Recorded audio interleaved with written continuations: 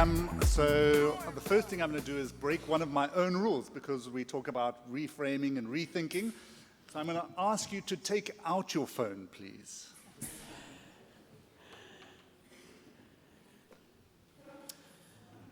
All right, and on your phone, I'd like you to open the Photographs app and find your oldest photograph or the photograph that is the most nostalgic to you on your phone. I'll give you like 30 seconds.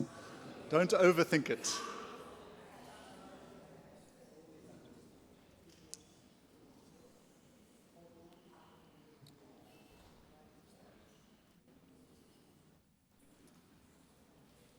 All right, just to add a little timer pressure. 10, 9, 8, 7, 6, 5, 4, 3, 2, 1. All right, you got something?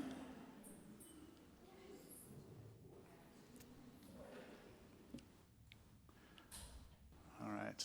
So if I think about my photograph, this is one that I had when I was house sharing with an Italian and a French couple, and we made pasta together. And so I'm going to ask you to hold up your photograph, and I'm going to attempt to take a selfie of us all, right? And then I'll explain the next step. So don't put that photograph away. Just hold up your phone and give me a moment.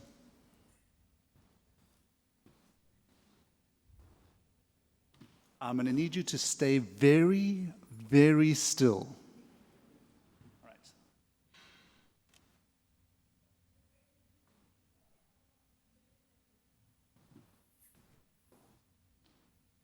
Amazing. Okay, so that was the easy part. Next, what I'd like you to do is take out that photograph and stand up, find somebody that you haven't spoken to today, and for 3 minutes total, you are going to exchange what is the story behind that photograph. That's about 1.5 minutes each, just to clarify, right? 3, 2, 1, and begin.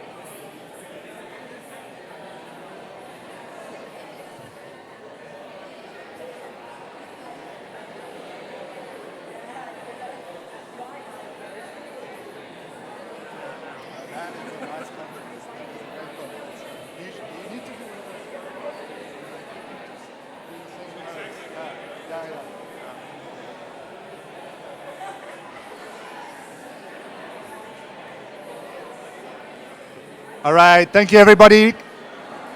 Could I ask you to take a seat, please?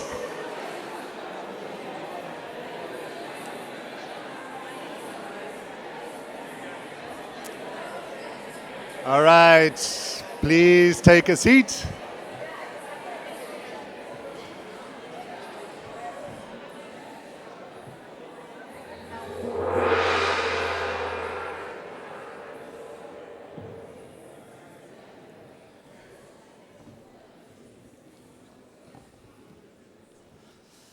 All right, by a quick show of hands, how many of you had a photograph of you, or was that photograph related to work? 1, 2, 3, 4, 5. Okay. How many of the photographs represented an experience? Okay, a few more. A pet? Any pets? 1, 2.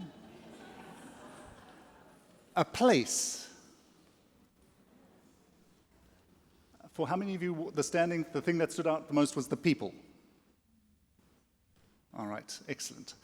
So this conference for me is all about the people, the experience, the place, the conversations, and over the course of the next couple of days, I'm going to invite you to have little moments like this. Just like that photograph that you shared with your partner, it's these moments that create meaning, it's the moments that matter. And I wanted to thank you for creating this moment with me. That photograph we're going to put on the Event Mobi app, so that you can one day look back at that and maybe that's the photograph that you pull out. Thank you so much.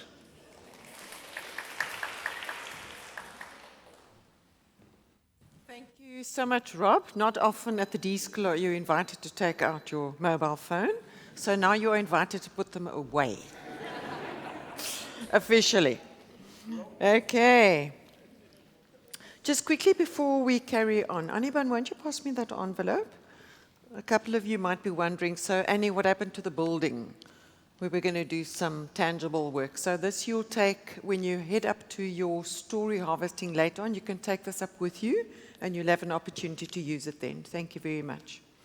All right, so I have the pleasure of introducing our keynote speaker, and I'm going to ask her to come onto the stage and sit with me while I do a little bit of an introduction.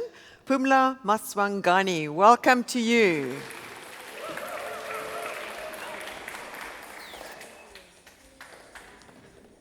Right, Pumla, firstly, I must say that you look absolutely beautiful. Thank you. Cape Town-based designer called the Artifit.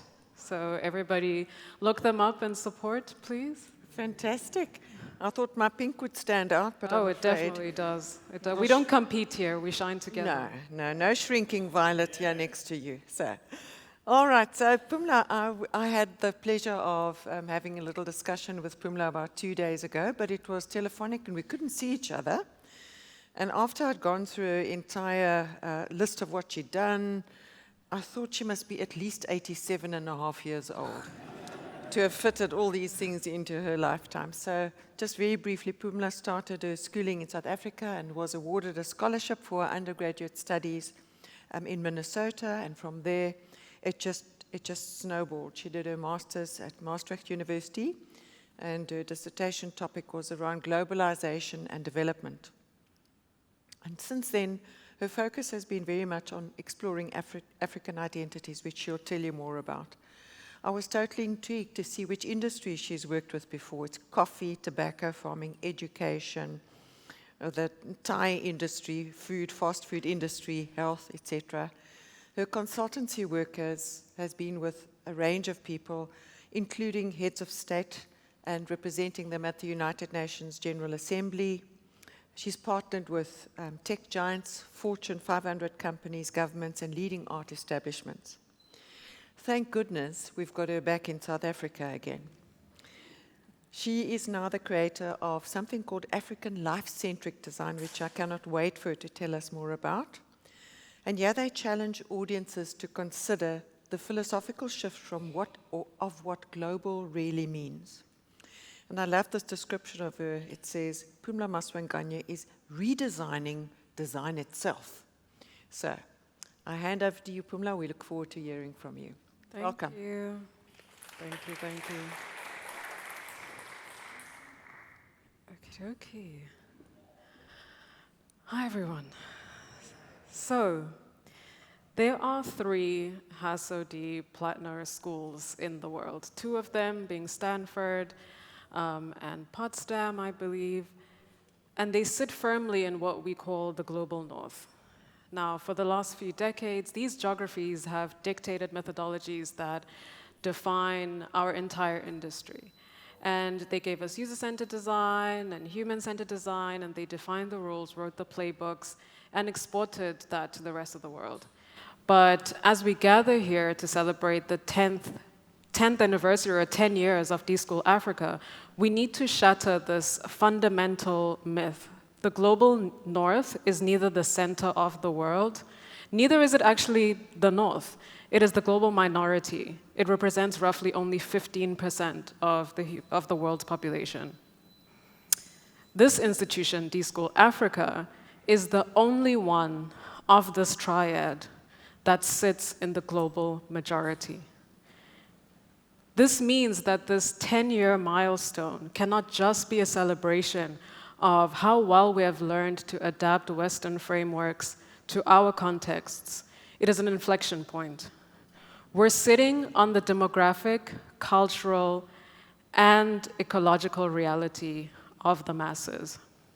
And so we have an incredible, undeniable opportunity here, and in fact a responsibility to stop just being consumers of the frameworks that we have adapted for us, right? We are taking on these methodologies, rather, that have been built for and from different contexts, which is fine, right? They're just contexts that are entirely unequipped for the reality of the future, which is our future, the global majority future. And so this is not an indictment on user-centered design or human-centered design or what have you, because those were, in fact, spectacular triumphs of the context that they were built for. To illustrate, we will quickly go through a parallel timeline of the design epistemological journey.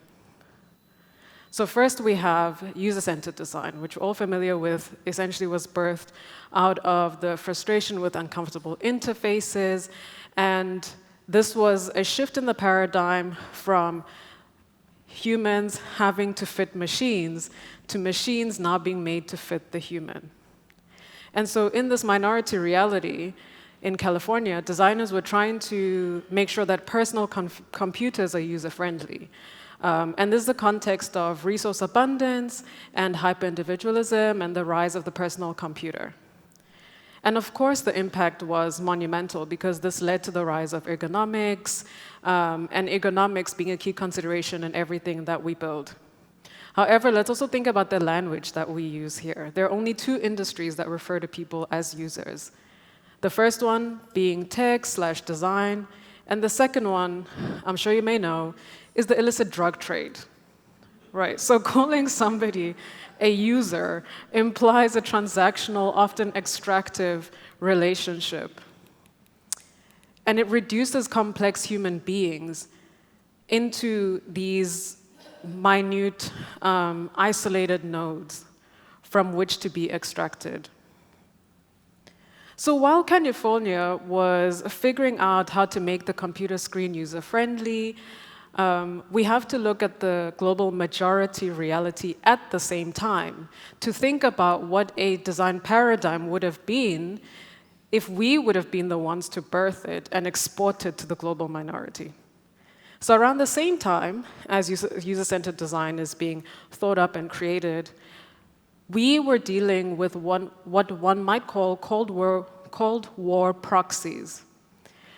We're talking about the IMF structural adjustment programs here in Africa, liberation struggles. If the global majority were to lead the design paradigm, as mentioned, it would not be user-centered design. It would probably be adaptive resilience, to create systems that are able to survive state failure, that are able to survive resource scarcity, and that are able to thrive within a state of community fragmentation. This would mean implementing design that is driven and in fact built to be deconstructed from the system, supposed to thrive in a decentralized environment, especially in one when I think about, say, apartheid South Africa, when the state is your opponent, the only way freedom movements were to survive were to weaponize the very structural rigidity against the institution. Modularity here was key. So again, while my mom's keyboard being functional was amazing for her, that was not perhaps the top design priority on her mind at that time. And then we think about human-centered design. Again, an incredible triumph, right? Because it is born out of this desire to center the person and their lived experience, recognizing that we all have unique stories, ambitions, desires, and those inherently drive how we interact with the world.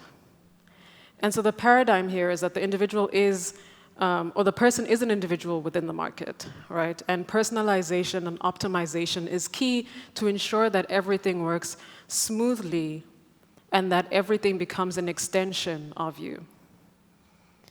And then again, when we think about what is happening in the global majority at the same time that human-centered design is rising, we ourselves and our nations were growing into being our own sort of fully fledged democracies and also building our own parallel technologies that would then thrive into the world. And so, again, if we were to name our own design paradigm, if we were the ones, if University of Cape Town was the one that created a design methodology, it might just be one of catalytic bypassing and of networked design. Because this was an era where when technologies came here, say, for example, the iPhone or just the regular phone, what have you, these were used beyond individual purpose. And this is, I mean, an example that has been used ad nauseum, right? But M-Pesa just showed how a single smartphone could become this networked device that would help bypass rigid banking systems and create something entirely different that went completely against the usage model that the original creators intended. And so this is technology, or rather this is design from our standpoint as a catalyst, as an envisioning of something completely different. And I think the word leverage was probably made for a time like this. So then the next two Western global minority design paradigms are of humanity-centered design and of life-centered design. Now, humanities-centered design rose out of the techlash, as it were, and they kind of hit an emergency brake. This was the proposition to focus on the complex socio-technological systems, asking corporate designers to sort of retroactively imbue ethics and imbue the community in addition to the person being designed for. And then you have life-centered design, which essentially built onto humanity-centered design and brought in this concept of embedding systems thinking and biomimicry into an actionable step-by-step design process. And so Damien Lutz, who synthesized HCD, says that, or rather ALCD, stated that human-centered design was fighting against the extreme anthropocentrism that design had suffered from prior to this time. And now the interesting thing here is that there are a few propositions that life-centered design makes or brings to the fore, one of them being non-human persona design. And the interesting proposition here is when we're doing our empathy studies or what have you, thinking about who this creation will impact, we need to also talk about the microbiome as a persona. We need to talk about rivers as a persona. We need to essentially personify these various elements, and we also need to think about waste cycles and circularity. So now, while I think this is reflective of a good direction in design, I think what a life-centered design still misses is something small, and it is still being contextually informed. And so I think, or I propose, that our next generation of design be driven by a sense of regenerative context. So a sense of us thinking about designing from where we are for where we are. And so an RCD mechanism, for example, would look like a contextual baseline audit, where before a single line is drawn or coded, the designer must map the pre-existing intelligences of the space. What naturally occurs, what historical capital is routing networks, because nothing we do is on top of anything. everything we design is a prosthetic extension of any sort of existing architecture. And so naturally, I think that if we are to create these regenerative contextual design methodologies, we could look at one that I think seeks to represent some of us sitting here, which is African life-centric design. And this came out of the recognition that, as I mentioned, a lot of our methodologies come from the global minority, made for the global majority. But if you actually think what that means, it means that we're building products for billions of people using the logic of millions. Just let that sit with you. Because not only is it unjust, it is grossly unjust, but also insanely inefficient for literally everybody involved. And so with African life-centric design, the point is to fundamentally position African cultures and experiences as central nodes for future innovation and for future creation and the creation landscape. So this is building products for billions by billions. So we have a couple of principles here, which are not a step-by-step guide by any means, but more that everything that is created should in some way be representative of each of these 7 principles. So going through them one by one, the first being design as ritual. So this is design being valued as the sacred process connected to larger systems and narratives for spiritual belonging. Again, realizing that everything exists within a context, and that the act of creating itself is some kind of a meditation. At this point, I am reminded of the language that we use to define even the act like design. My language, Tsonga, does not have the word for design necessarily. If I were to try to translate what design is, the only thing that I can think of is just to make or to do. There is no linguistic parallel that speaks to, creating a sketch and then doing something. It's all the part of doing. There isn't a fallacy that exists in our languages, I believe, where I think within the sort of English landscape, one could lean on the fact that I will make a sketch and then hopefully one day I will live to then create something bigger out of it. Our languages force us to recognize that every single thing that you do is impactful.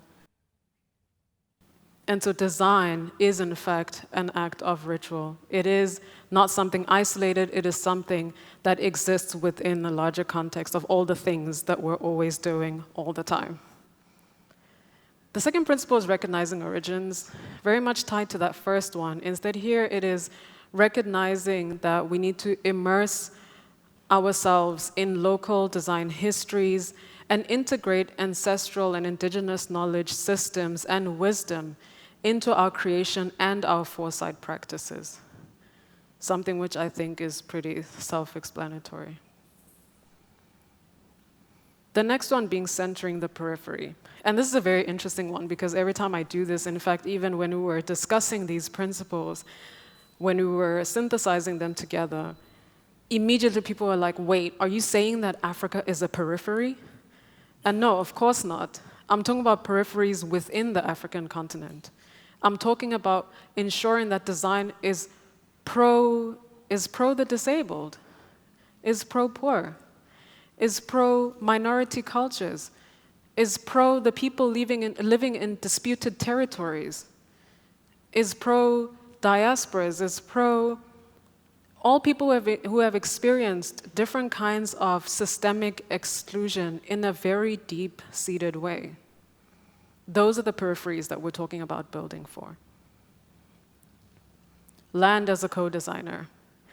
When I was talking about life-centered design, what I said was the proposition there is about non-human personas, which again is very powerful, yet still does something very interesting in that it centers the human experience in relation to other life forms around us. We say non-human, what personas?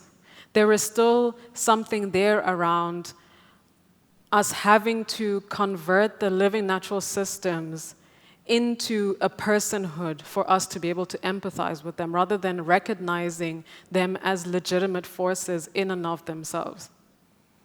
And so the idea here is to honor the living world and to anchor all of design within it, not just on top of it, and to embrace the symbiotic relationship that exists within the ecosystem, considering it as a very active participant in the design process. So our task here is to heed the voice, as we would another human around the brainstorming table, right?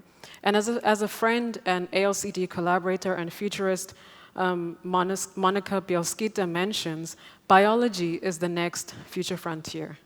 99% of our microbiome is not ours as humans. It belongs to all the entities around us within our ecosystem. As such, most of our human technology is simply biomimicry. And so what we do here is just embrace the fact that the blueprint has already been laid for us. Communal interdependence, which is to recognize that every individual contributes uniquely to the whole and to the system, and that everyone contributes in a very, very tangible fashion. And an example here, which we used within the creation of Afrikan Life-Centred Design, but also within scaling ALCD, is turning to a community of linguists and designers, development practitioners, etc., as we sought to translate these principles. It is obviously a tragedy that they were created in English first, and in recognizing that, we're seeking to ensure that we're not just translating as an act of transliteration, but to truly contextualize, and then to also rework any of the language within these English principles when we're met with any sort of discrepancy. So far, this has been translated to the official African Union languages of Arabic, Portuguese, Spanish, French, but most proudly, rather, for us is Kiswahili. Woo-woo. So please do read and proofread and make sure that it's correct, guys. I'm counting on you.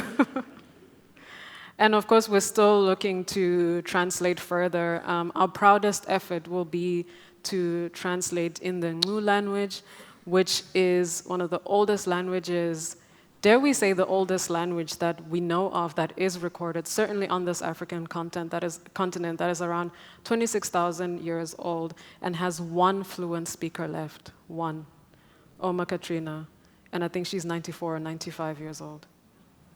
And so when she passes away, we would have lost fluency in this language. So that would be an incredible feat if we're able to at least be a very tiny part of capturing in this very important language what it means to create or what that looks like. Because there is so much wisdom that we're missing about what it means to design if we don't even know how it is categorized and defined by those who have built the land upon which we stand. Next one, regenerative co-creation. And this is just about ensuring that all the solutions honor the circular processes of the land. When we say land in this context, think of it more as perhaps earth, as water. We just use the word land to avoid this sort of false dichotomy or false separation, perhaps, that allows us to think that we are humans and then there's environment. So we don't want to use the word environment, but more just land to represent all of that. And the idea here is that everything that is made fosters this regeneration, nourishment, and renewal for the land. And the final principle here is adaptive resilience. And this is the idea of designing for flexibility and adaptability, including that thinking within the design process itself, out of the recognition that contexts change. That's the point. We're meant to evolve as people.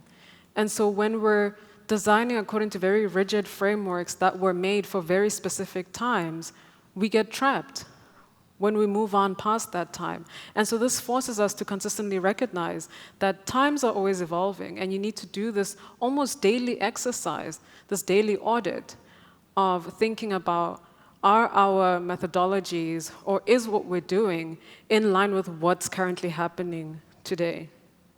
And so this allows us then to actually be empowered in the face of change, rather than to be shocked and be in a position of resistance when the inevitable change does happen. So now, when we design from the global majority, the world finally comes into focus in its truest form. So once again, going back, as we mark 10 years, 10, of D-School Africa, we have to ask ourselves, what is the true promise of design? Design claims to rigorously respond to the reality of the human condition. It claims to be the ultimate adaptive tool for solving complex social problems. So if we truly believe that, if we honor the core mandate of our profession as practitioners, as educators on the continent, and the larger global majority, then we have to be honest when the environment changes. And the environment has radically changed. And I believe we're positioned to perfectly plot the next steps for it. Thank you.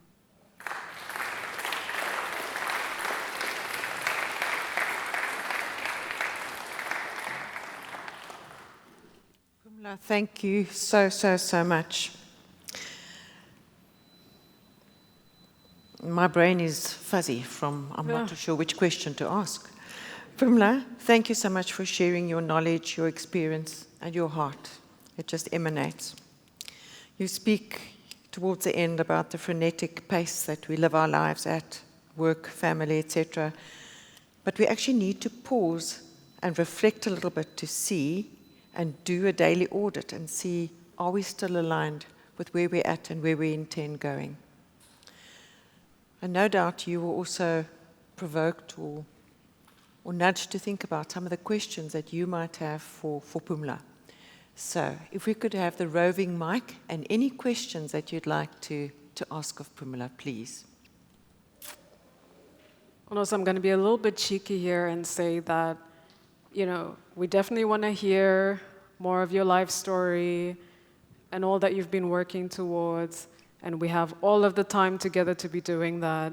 So can we please honor the time and make our questions questions, not a soliloquy leading up to the question, not a monologue that may or may not be a question, but ask actual questions, because I know that there is somebody there who's probably a little bit too shy to lift up their hand and will hear this sort of, monologue and not be able to maybe share something that would actually be instrumental for all of us. So that's my little call out. I'll be like the Oscar music. Once I hear that this is becoming an essay, I'll start singing. Right, please go ahead. At this point, I'd also like to welcome on board. We've got some virtual participants as well. Welcome to our wonderful D-School, and you are officially part of the conversation. So we'd like Ryan and David's team, if there are any questions coming in on the chat or on the activity feed, please, if you can share that, Roxanne, with us, that would be wonderful. All right, so first to the plenary. Yeah, thank you very much, Pumla. That was quite an eye-opening presentation and a lot of things to actually unpack from that. My mind is still revolving, getting all those in. So I saw that timeline on the design thinking from 1980s. It goes beyond now. And you talked about these different forms of design. I wonder how we can test. I come from academia, so my role generally is to do research and to see how we can actually internalize those and apply them. And when we talk about those forms which are beyond, like where we now, 2026 and beyond, how are we going to test them and ensure that we live with them as we go, rather than waiting for them to happen? I don't know if you got my question. That is my question. Okay. So I guess we'll do maybe like 2 questions at a time and then respond. I know he had one. Sure. Sorry. There we go. Please This way. introduce Oh, there we yourself go. as well, just who you are and where you're from. Thank you. My name is John Ngela. I'm from Nairobi. I am with a university called Afrika Nazarene University. And I had a little chat with Pumla yesterday night. I didn't know I was speaking to a giant. But thank you very much, Pumla. You spoke about user-centered, humanities, life, and then LCD. My question is, are you proposing that we come up with a new methodology for the ALCD, or are we to still use the methodology that is still there? I think would like to know that whether today you're proposing that now we move to a new methodology that addresses the ALCD. Thank you. Both great questions. I'll answer the second one first and then come back to your question. So I think the proposition here is towards plural epistemologies. So saying that based on what we know, these are CDs or nomenclatures that were created for the specific time, that they were made in response to very specific conditions. So it's not to say let's forcefully stop using XYZ CD and just do a complete overhaul and move into something else, but to rather say, let's imbue intentionality into this exercise of pluralizing what we've learned.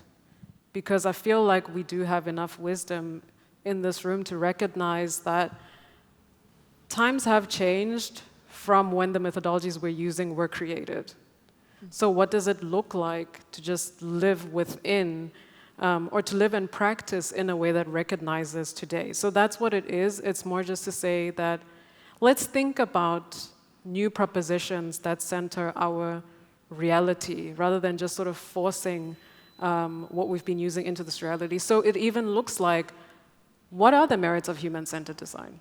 What is it that we should specifically bring forward with us as we think about a new process to use from here on out? Great, so then let's take these aspects of human-centered design with us. What are the aspects of life-centered design that we should take with us? Let's take those with us. The idea is to evolve, less than to reject. So I think, as I said, that ALCD, to me, and based on the intention of the scholars and the practitioners that I worked with, to just synthesize it and to start synthesizing it, what have you, because I don't think anything is, at least not in design, I don't think anything should be sort of packaged and thought of as being complete ever, especially not when we're talking about methodologies, right? But I think it's an attempt to say, what does it look like if we're going to be contextually informed from an African perspective in defining our own design processes and design systems? It's a living experiment. So it is definitely more of an invitation to all of you, to either contribute certain sections of it, completely dispute other sections of it, so we can do this collective exercise together of just thinking through what does it look like actually if we evolve upon the things that we know are working and incorporate other things that we know work that have not yet been included. Does that somewhat answer it? Do you have a follow-up? Do you have a follow-up? You're good? Okay. And then your question was about the timelines. I'm trying to sort of map it back. And testing new ideas or ideas of the future eras, I guess. So I think any naming is kind of already retroactive, because we're just naming things that have already happened, or naming things, paradigms that exist in response to something. So I think in some ways, your question is an interesting one, because I certainly wasn't thinking about, sort of thinking about like design methodologies from 2060 and kind of putting them into today, as much as it is thinking about evolving the previous ideas to meet us here, rather than sort of abstract future ideas coming back to us today, if that makes sense. So, But that said, I think the question of testing still remains. The question of prototyping still remains. And so, yeah, that is something that I've explored in very small projects, you know, like a furniture project or like a research project, but super keen to actually find out what context you have in mind that perhaps we can actually prototype and test for legitimately, you know. So I think would love to chat about that. Great. So we had the question online, and then we had Gordon, and then, oh yes, that's true. Okay. Refer to you. So I think it was Gordon, then, Sure. then we have, yeah. We can take the mic across. There's somebody over here. All right, thank you so much. Gordon Adomja from SEEBS Africa, Ghana. I came in early with Pumla yesterday and we're chatting. She said she had a talk. She didn't say it was a keynote. Thank you so much for that timeline.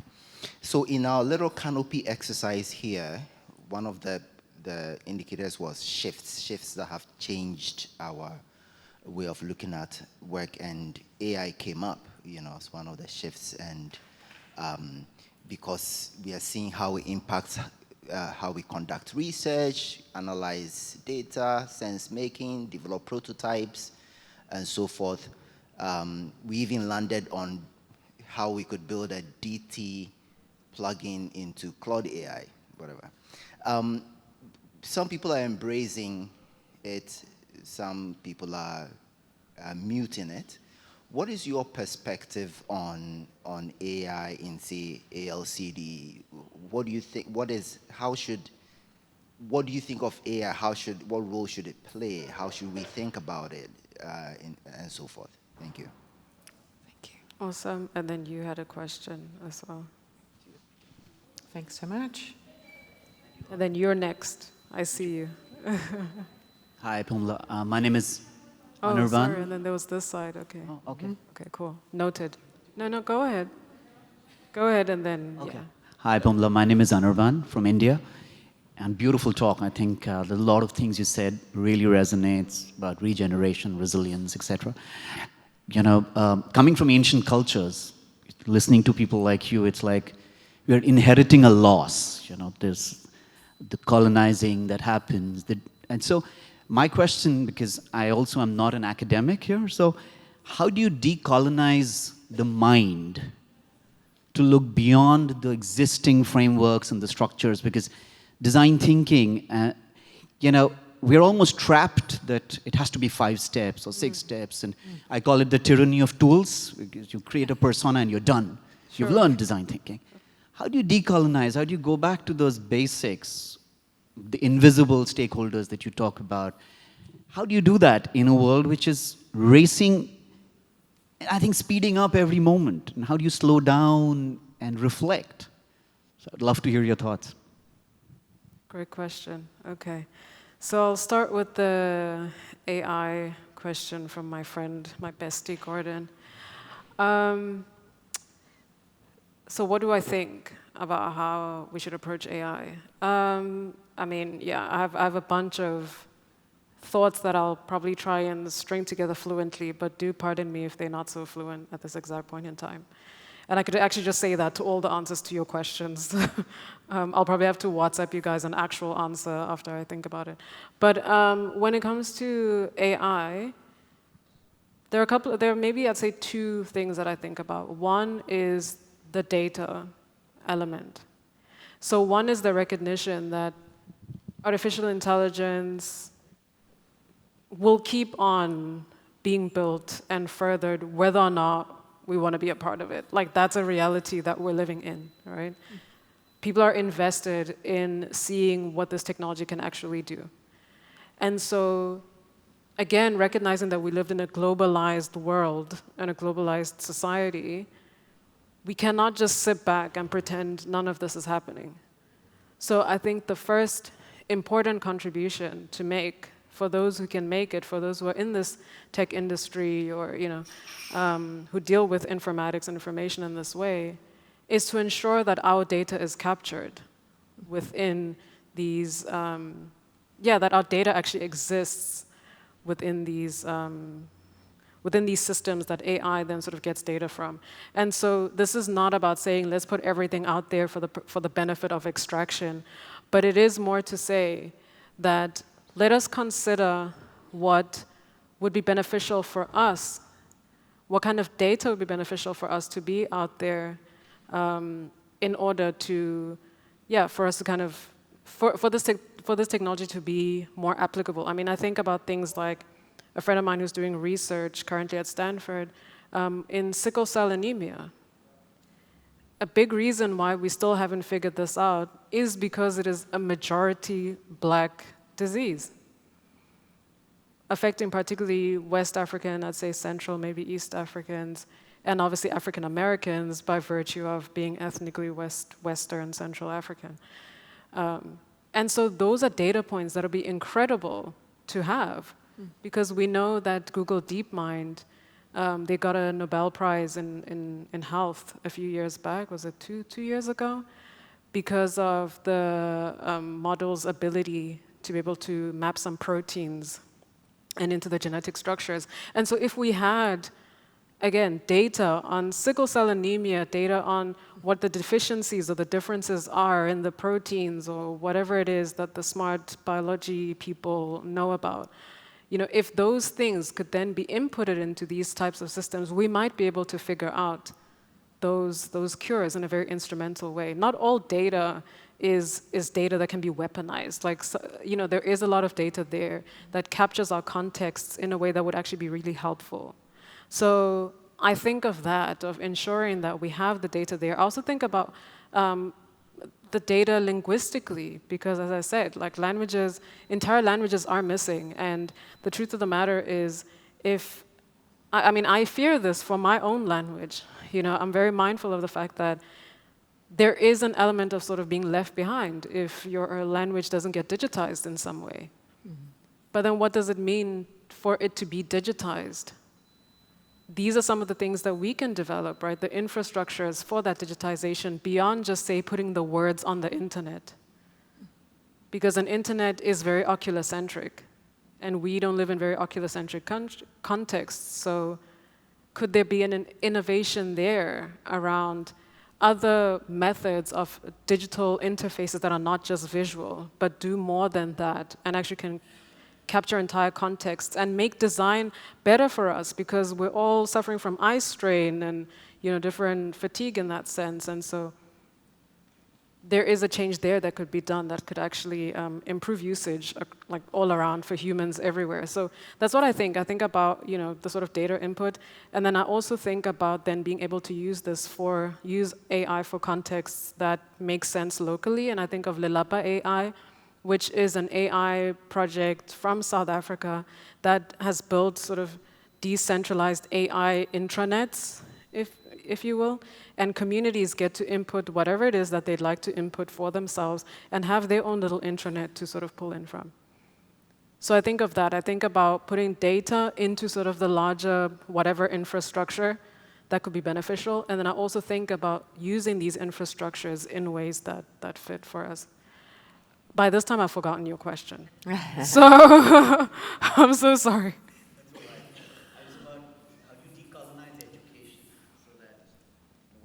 Yeah.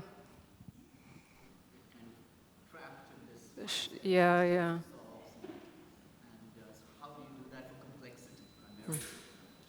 This is a question, honestly, that I'm also still genuinely trying to figure out. I mean, I must say, if I figured it out, I'm pretty sure I'd be like in Aspen skiing right now, Like I think, yeah. So a key one that I speak a lot about with the friend who I mentioned, who's a futurist and a partner at ALCD. She's also a futurist in residence at Nike. And one of the things she's been working with is what she just calls radical imaginations, and helping people to think beyond the confines of where we find ourselves today. And I think that is essentially the first exercise, and also even more of a naming exercise. There's a scholar, Australian Indigenous scholar writer, Tyson Yunkaporta, he's from Australia, and he talks about how the West is the only sort of society, you know, as it were, that defines things by what they're not. And so he goes against this idea of decolonization, because like, why are we naming it in sort of a response to what it is that we don't want, rather than to envisioning what we do want? And so hence radical imagination becomes a better starting point to say, let's start naming what it is actually that we would like to envision, rather than what it is that we're reacting against. Now the question does remain, to your point, around the actual practicalities, like what does it look like? But unfortunately, I don't have a step-by-step guide in response to the step-by-step guide that we're trying to sort of grow beyond. But yeah, I think it is some kind of an imagination infrastructure. And let's develop it. And let's get D-School to fund it. Saying. Could we move on? We've got two more questions. Yes. One from you, Shoba, and then there's one online question from our virtual audience. It would be great to have them in the room with us. So, Shoba? Thank you. So I was fascinated with the framing, you know, but I'm thinking about how we expand this contextual. So part of the design is that it is contextually, you know, it takes into account contextual realities, and it is prototyped or built for the context. But I'm feeling, as society, we are getting more and more fragmented, and even in Africa, we are. I mean, the levels of inhumane behavior due to this fragmentation it gives me nightmares.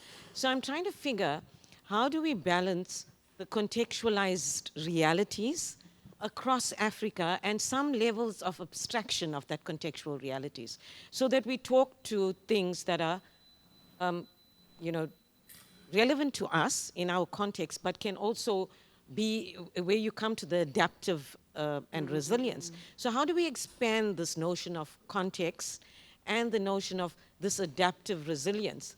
So when we are, the figures you showed about the minority and, you know, the majority, so there must be some sort of coming together of the majority to get this voice in conversation. And how do we do that when sometimes the language of contextuality is used counter-humanely? You know, so yeah, thank you. Fantastic question.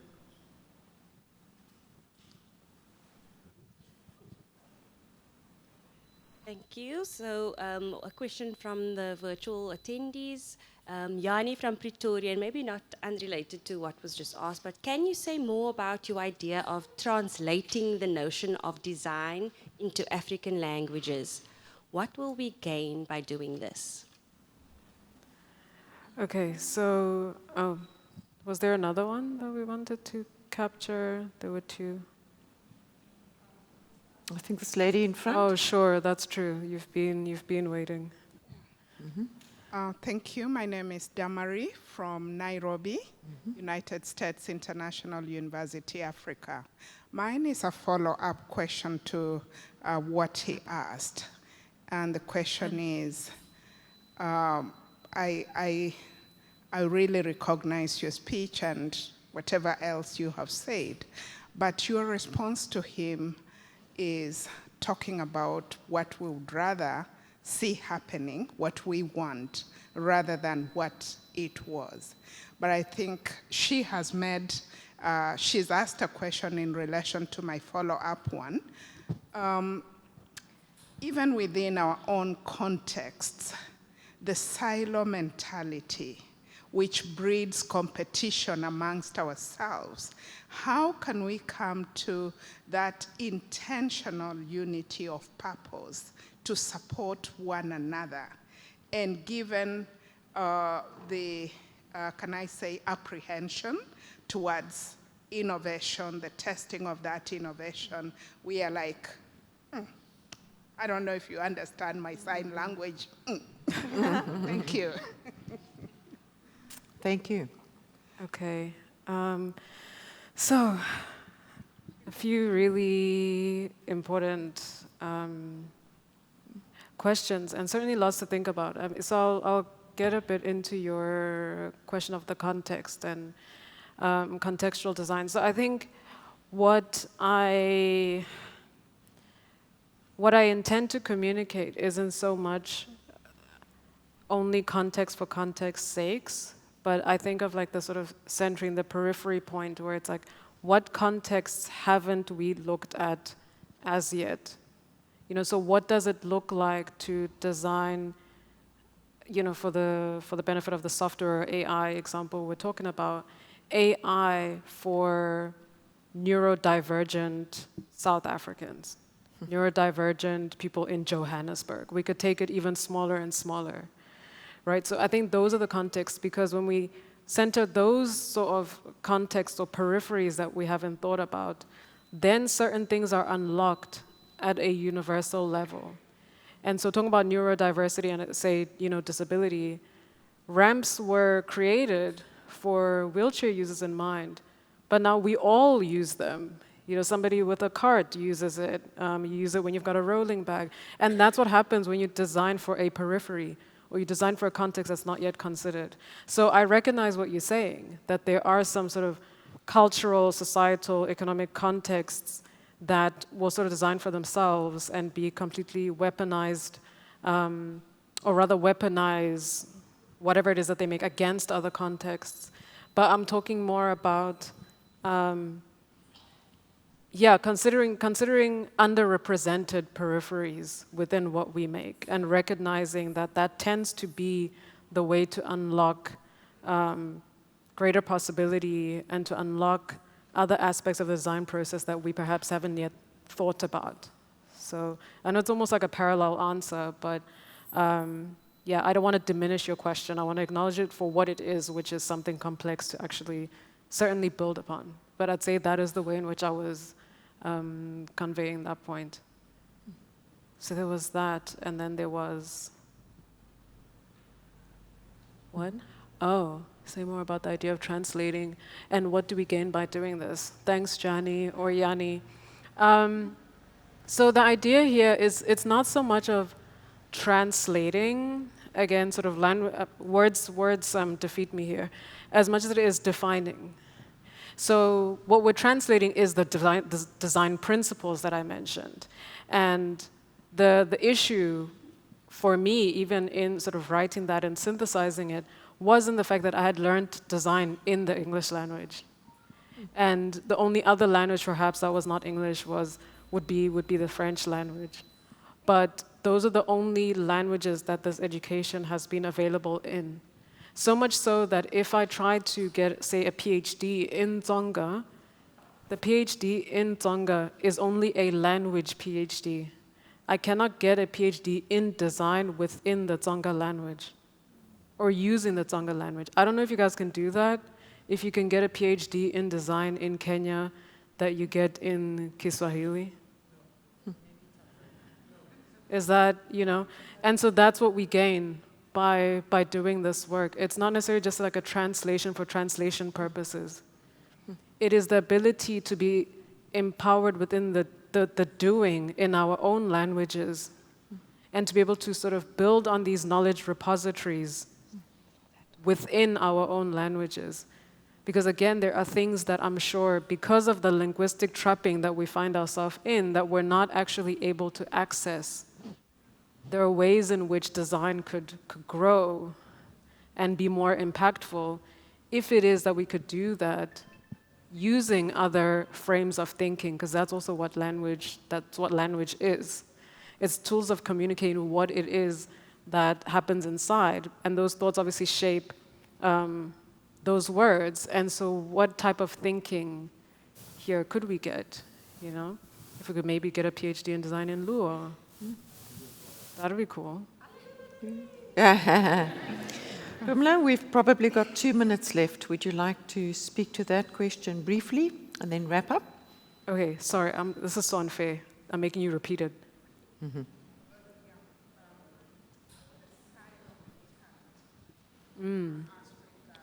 Yeah.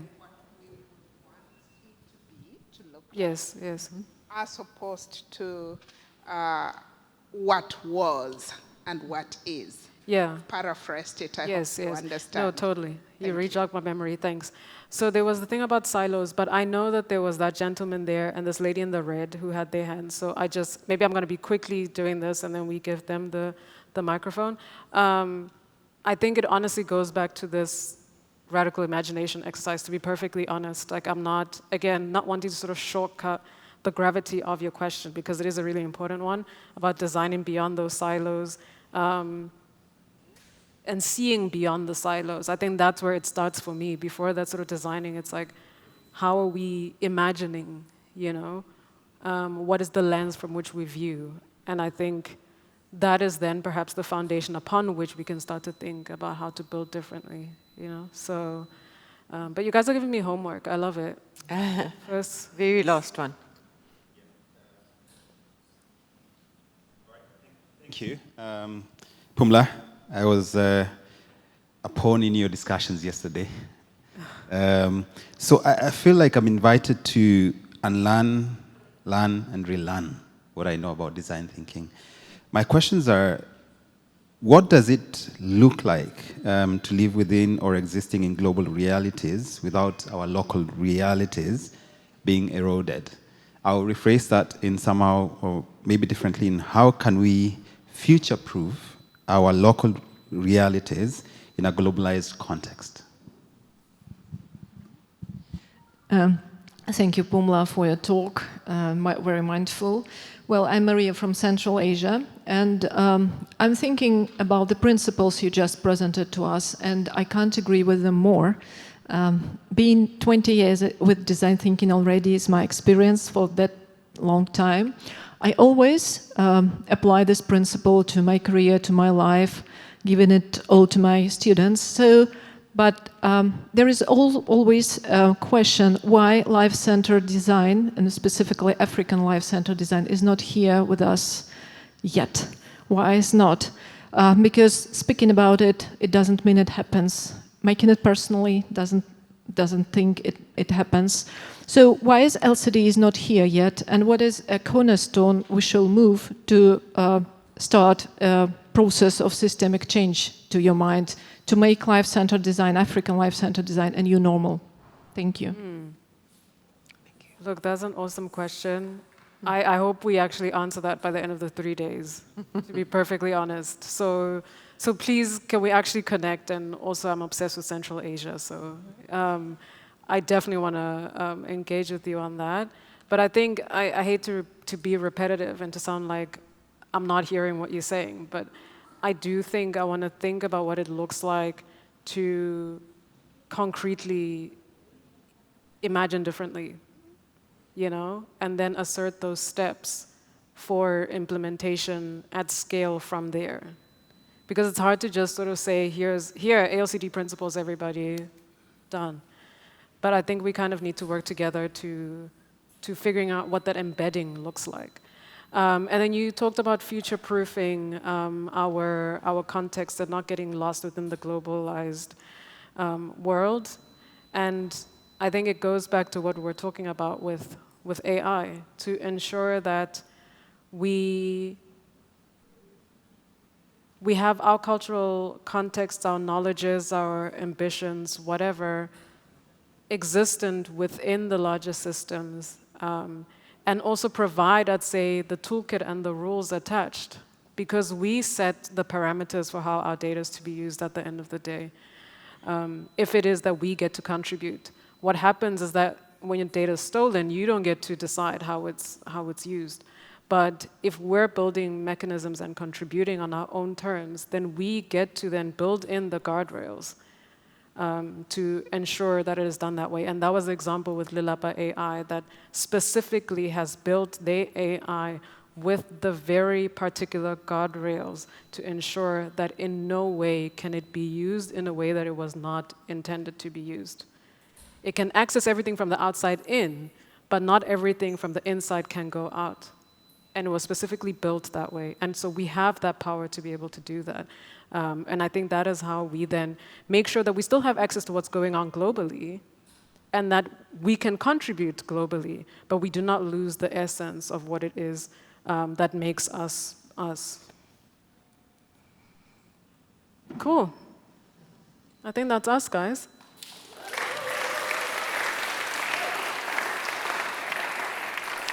Wow. Pumla, I have the reframe and the rethink buttons flashing red for me, and I'm sure for a lot of you as well. I really wish we could spend more time with you. I advise you to look at some of the podcasts, amongst others, like What Ancestor Do You Want to Be, 100 Reasons to Love the Future, etc. There's a wealth of information and knowledge there. Pumla, we wish you all the best for your future, and may your ALCD have wings and fly where it needs to fly. Thank you so much. Thank you. Thank you very much. Thank you. Well done.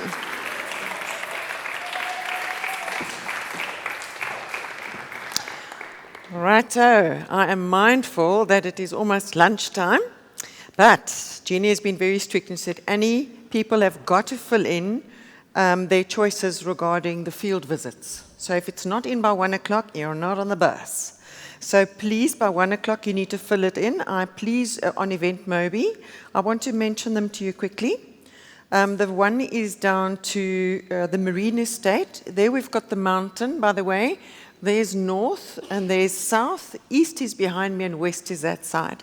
And these field visits are literally going all the way from north all the way down to south. We're just not going over to the west. That you can do on Thursday or Friday and go to the beach. So the one visit is down to the Muizenberg Marine Estate. And just a highlight, we will have a look at communities that are responding to complexity through bottom-up innovation. Then our next visit is the PHA, called the Philippi Horticultural Area.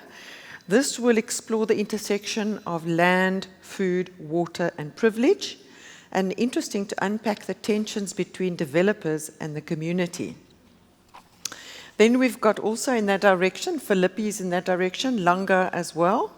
This will explore Langa's entrepreneurial ecosystem as a collaborative endeavor, not as individual endeavors. That will interestingly take you through visits to the Dompas Museum for its historic relevance, etc., and then also visits to the local gallery and seeing some of the enterprises, like a bicycle-based delivery system where they deliver food and medicines. Then a slightly further drive towards the winelands, Stellenbosch, and I hope that bus isn't delayed at one or two of the wine farms. It's a drive out that way. It's beautiful. It's into the Stellenbosch area. Just before the Stellenbosch area, we reach in Lyndoch is the area. It's called the Sustainability Institute. And this is Africa's first Imaginarium, where it's a guided walk. You'll be on, it takes you through an eco-village, there are gardens, and there's a community school and a youth hub as well. And then our last one is to the north, where we head towards the waterfront and towards the harbour. And there we visit the Craft and Design Institute and also Makers Landing. It's at the waterfront, and here we see Craft and Designs. It's an NPO, 25 years of experience in growing South Africa's creative economy. Once you've seen a bit about their history and their space, in the makerspace you will be doing a hands-on creative activity. And then lastly is a visit to the watershed, which is a shopping hub where people get to encounter some of the products that are made by people inspired through the CDI. And then number 6 is, if you're not joining, please mention that on Event Mobi as well. So Jenny doesn't come and look for you and chase you. We need to know so that we know that most people have been covered. All right, and with that, I think you need to give yourselves a hand for a fantastic audience. Wonderful. And amazing thought-provoking questions. Thank you so much for that. So to give you a heads up, lunch is from now until 1:15. Kitty will be chasing you up with a gong. And thereafter we'll have Marissa, who's going to be hosting our fireside chat with Mugendi and Aniban. Thereafter we'll go into our studios where you will be sharing some of your stories. And right at the end, as I say, we'll be harvesting all the learnings from the room. But you certainly have deserved your lunch. Go and enjoy it, and we'll see you at 1:15. Thanks, everybody.